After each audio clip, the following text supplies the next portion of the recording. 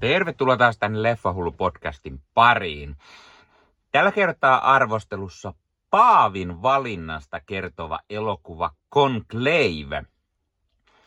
Syy, miksi mä kiinnostuin tästä leffasta, oli tietenkin sen pääosan esittäjä Ralph Fiennes, sekä se, että siitä on puhuttu vähän Oscareihin ja muihin palkintoihin liittyen. Sen lisäksi, että se voitti Golden Globe-gaalassa. Siitä lisää hetken kuluttua. Paavin valinta ei välttämättä ole monelle kauhean kiinnostava elokuvan aihe. Mutta itseäni jotenkin Paavista tai kardinaaleista kertovat elokuvat ja sarjat on aina ollut kiinnostavia. Vielä kun tässä on ollut Oscar-pöhinää ja aina loistava Ralph Fiennes pääosassa, joka vetää kuulemma todella loistavan roolin. Halusin nähdä tämän teattereissa. Tämä ei kuitenkaan ollut sellainen tylsä, turvallinen elokuva Paavin valinnasta, vaan siihen liittyy thrillerin omaisia elementtejä. Elokuvasta on onnistuttu tekemään melko jännittävä kertomus konklaavista, eli kardinaalien kokoontumisesta, jossa valitaan uusi paavi. Tämä on jopa semmoinen salaliitto-thrillerin omaisia piirteitä sisältävä elokuva. Sen lisäksi, että elokuva kertoo pikkuhiljaa mielenkiintoisia seikkoja näistä ehdolla olevista herroista ja syitä, miksi tätä tiettyä henkilöä pitäisi äänestää tai miksi ei missään nimessä pitäisi äänestää. Joten katsojalla tulee semmoinen, että muodostavat omia mielipiteitä ehdokkaista ja millaisia ihmisiä he ovat ja pitäisikö näitä valita vai ei. Sen lisäksi, että mukana on pientä juonittelua, toisten mustamaalaamista tai sen yrittämistä. Ja näistä tulee semmoinen mukava pieni lisämauste. Leffa ottaa kantaa myös paljon nykymaailman asioihin, monitahoisuuteen, rasismiin, naisen asemaan, sukupuolieroihin, varsinkin just katolilaisuudessa, uskoon, uskontoihin, kulttuureihin ja moniin muihin. Elokuva on virkistävä siinä mielessä, että se ei ollut ennalta arvattava, vaan oikeasti sai jännittää, että kenestä tulee uusi paavi. Kardinaalit on jakautunut tässä leffassa vielä maittain ja niin kuin englantilaiset on englantilaisten porukoissa, italialaiset omissaan, ranskalaiset omistaan jne, joten tälläkin tavalla otetaan kulttuureihin paljon kantaa ja siihen, että näillä kaikilla oli vähän niin kuin omanlaiset taustat ja omanlainen näkemys ja siitä, kenet he haluavat paaviksi. Sen lisäksi tämä leffa kertoo tietenkin hyvin tämän koko konklaaviprosessin, miten konklaavin jäsenet joutuu eristyksiin, he ei saa antaa muun maailman tulla väliin, ei uutisia, ei puhelimia, ei mitään muuta ulkopuolelta. Ja sitten tässä on tämä Ralph Fiennesin hahmo, joka on järjestänyt tämän konklaavin ja joutuu pitämään siitä huolta kaikista turvajärjestelyistä ja kaikista, mitä siihen liittyy, niin tosi mielenkiintoisesti tehty. Juoni lyhykäisyydessään on siis se, että paavi kuolee ja kuoleman jälkeen kardinaalit kokoontuvat Vatikaaniin äänestämään sitten paavin seuraajasta ja tätä konklaavi-äänestystä sitten valvoo tämä Ralph Fiennesin esittämä dekaani Thomas Lawrence ja sitten kun vielä tämä Lawrence alkaa epäilemään, että kardinaalien keskuudessa on meneillään jotain hämärää. Se tuo mukavat lisämausteet tähän. Ja Ralph Fiennes on mahtava roolissaan, niin kuin hän tosi usein on. Hän toimii tosi hyvin täällä konklaavin järjestäjänä, dekaanina. Lawrence on tosi mielenkiintoinen hahmo myös, koska hänen uskonsa on alkanut horjumaan viime aikoina. Ja se, että paavi yhtäkkiä kuolee, niin se pistää tämän Lawrencen miettimään omaa paikkaansa kirkossaan.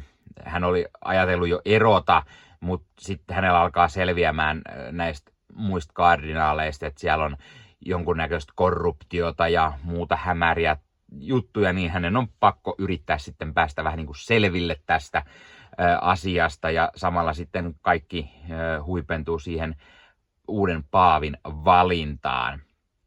Mutta ei Ralph Fiennes ole yksin tässä leffassa, vaan tässä löytyy useampi muu kovan luokan näyttelijä ja tosi hyviä roolisuorituksia. Mukana on muun muassa Stanley Tucci, joka näyttelee Bellinia, yksi näistä kardinaaleista, joka on ehdolla seuraavaksi paaviksi. Stanley Tucci vetää varsin mainion roolin. Sitten on John Lithgow, hän näyttelee kardinaali Tremblaytä, ja Lithgow on just tämmönen mielenkiintoinen hahmo, että hänestä selviää lisää asioita elokuvan aikana ja saa miettimään, että onko hänellä puhtaat jauhot pussissa vai millainen hahmo tämä on. Lucian Msmati näyttelee Aedemia, tämmöistä kardinaalia, joka myös on ehdolla ja tekee sen hyvin mielenkiintoisesti. Sergio Castellitto näyttelee kardinaali Tedescoa, joka on yksi näistä ennakkosuosikeista seuraavaksi paaviksi. Ja hänellä on hyvin vahvoja mielipiteitä ja on sitä mieltä, että nykykirkko on vähän liian pehmeä ja pitäisi palata sinne vanhempiin hyvin aikoihin. Castellitto tekee myös hyvin tollaisen vahvan roolisuorituksen. Carlos Diez näyttelee Benitezi, joka on tämmöinen hyvin uusi kardinaali, ja hänkin saa sitten jonkun verran kannatusta myös sitten tässä konklaavissa. Brian F. O'Byrne näyttelee O'Malleytä, joka on tämmöinen tämän Fiennesin hahmon tämmöinen vähän niin kuin oikea käsi, joka on ollut auttamassa sitten tämän konklaavin järjestelyistä, ja herra, joka ei siis ole ehdolla eikä jää sinne eristyksiin, vaan auttaa sitten ulkomaailman asioissa myöskin. Ja sitten lisäksi on Isabella Rossellini, joka näyttelee sisar Agnesia, eli tällaista nunnaa, joka on sitten pitämässä huolta näistä kardinaaleissa täällä konklaavissa, eli vastaa muonituksesta ja muista kaikista käytännön asioista, ja Isabella Rossellini nyt on aina mahtava. Hän on toki vähän pienemmässä roolissa tässä, mutta hyvin tärkeässä ja auttaa sitten Ralph Fiennesin hahmoa tässä leffassa. Tämän elokuvan on ohjannut Edward Berger, joka itselle on tuntematon ohjaaja, mutta hän on ohjannut muun muassa tämän pari vuoden takaisen uusinta version tästä Länsirintamalla ei mitään uutta, joka olikin tosi menestyselokuva. Tämä leffan on käsikirjoittanut Peter Straughan ja se perustuu Robert Harrisin kirjaan. Käsikirjoitus voittikin siis parhaan sovitetun käsikirjoituksen Golden Globe-pystin, ja siis sen kyllä huomaa. Tämä leffan käsikirjoitus ja se tarina on tämän leffan vahvuus. Se on tosi hyvin tehty. Toki myös se että tässä on pirun hyvät roolisuoritukset. Sen lisäksi Volker Pertelmanin säveltävät musiikit on todella mahtavat ja tunnelmaa nostattavat. Ja juuri ne tekee enemmän tästä sellaisen thrillerimäisen leffan ja auttaa siihen, että tästä on tullut niin mielenkiintoinen kokemus tästä. Sen lisäksi tietty kaikki puvustukset, lavastukset, kaikki paikat näyttää mahtavalta. Tässä ollaan siis käytännössä pelkästään Vatikaanissa ja sen läheisyydessä ja miten nämä konklaavissa olevat kardinaalit siellä sitten asustaa ja muuta, niin tosi hyvin onnistunut. Tosi iso suositus tälle leffalle ja mä antaisin arvosanaksi varmaan sen 9/10, eli siis tosi hyvä leffa. Inasen siitä ehkä pikkusen miinust on se, että jossain kohtaa tulee pikkuisen semmoinen, että niin kuin miettii jo, että okei, kauan tässä nyt mahtaa vielä mennä ennen kuin päästään siihen paavin valitsemiseen. Mutta sitten taas toisaalta sitä olisi voinut enemmänkin katsoa sitä, niin kuin, sitä äänestystä tai sitä, että yrittää nämä hahmot saada itselleen lisää kannatusta ja siihen oltaisiin voitu ehkä vielä hiukan enemmän syventyä. Ja mä tykkäsin siitä, että tässä elokuvassa tosiaan tämä ei ole niin ennalta arvattava ja lopussa tapahtuu niin sanotusti pikku twisti ja se on tosi hyvä ja rohkea jopa veto tähän loppupuolelle. Toivottavasti tämä leffa saa paljon Oscar-ehdokkuuksia. Vielä ei ole siis Oscar-ehdokkuuksia julkistettu, mutta toivon mukaan niitä tulee. Ja toivottavasti Ralph Fienneskin saisi ehdokkuuden, koska herrahan ei ole saanut ehdokkuutta sitten vuoden 1997 ja englantilainen potilasleffan. Sen lisäksi herra on saanut 2 ehdokkuutta uransa aikana. Toinen oli Schindlerin lista muutama vuosi aikaisemmin. Ja koskaan hän ei ole voittanut itselleen Oscar-pystiä, mikä on todella iso vääryys. Eli toivon mukaan Ralph Fiennesilla olisi nyt sitten se hetki, jolloin hän itselleen tämän pystin sitten saisi. Kerro kommenteissa. Onko sä nähnyt tämän elokuvan? Mitä mieltä sä olit siitä? Tykkäsitkö, etkö, miksi et? Tai kiinnostaako tämä elokuva sua? Ja miten uskot, pärjääkö se Oscar-kisoissa tai muissa palkintokaaloissa? Ja hei, jos katsot YouTuben puolelta, niin pistä peukkuun, jos pistä kanavatilauksen muistokellosta päälle. Näitä aina, koska tulee uusia videoita ja sen lisäksi auttaa kanava kasvamaan. Eli kiitos kaikille, jotka olette kanavan tilanneet. YouTuben puolella siellä on jäsenyydet, superominaisuudet päälle. Sieltä voi jäsenet tulla kanavan jäseniksi ja sieltä saa erikoismainintaa esimerkiksi tohon nimen, kun on kanavan jäsen ja sit saa erinäköisiä hyviä asioita. Näkee ennakkoonkin. Esimerkiksi tämänkin on nähnyt varmasti jo aikaisemmin, jos on kanavan jäsen, tämän videon sieltä ja muita videoita tulee. Esimerkiksi täällä on paljon täällä leffahuoneessa kaiken näköistä, mistä on tulossa lähiaikoina varmasti video, niin niitäkin näkee sitten ennakkoon, kun on kanavan jäsen. Joskus tulee jopa pelkästään jäsenille tarkoitettuja videoita.